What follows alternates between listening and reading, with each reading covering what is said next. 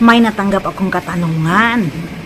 Sis Aden, meron na pong consecrated host din ang mga kapatid natin sa ibang sekta.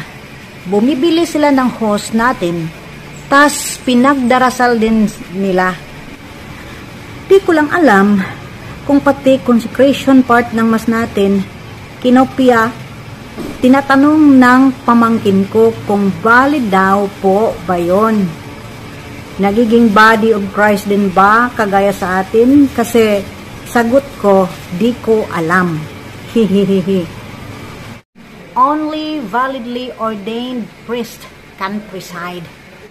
Hindi na sila kasali sa magisterium of the Catholic Church at disconnected na din sila sa apostolic succession, kaya wala na pong authority at wala ng power, walang bisa ang pagko-consecrate ni pastor.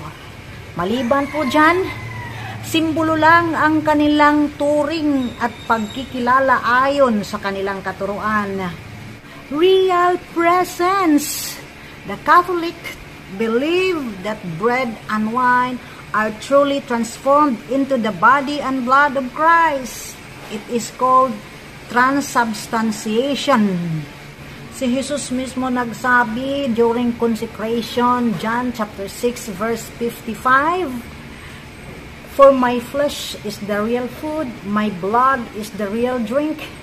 1 Corinthians chapter 11 verse 27, "But then whoever eats the bread or drinks the cup of the Lord in an unworthy manner will be guilty of sinning against the body and blood of the Lord." Sa verse 29 naman, "For those who eat and drink without discerning the body of Christ eat and drink judgment on themselves." Verse 30, "That's why many among of you are weak and sick, and number of you have fallen asleep."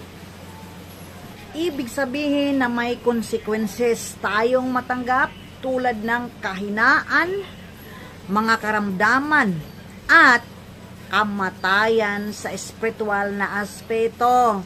Ang mga tanda na nanghihinaan na tayo, madali tayong mairita, tamad na tayo pupunta sa simbahan, tandaan natin, ito'y para sa lahat ang consequences na ito. Kaya tayong mga Katoliko din, tanda na tayo'y may consequences na natanggap.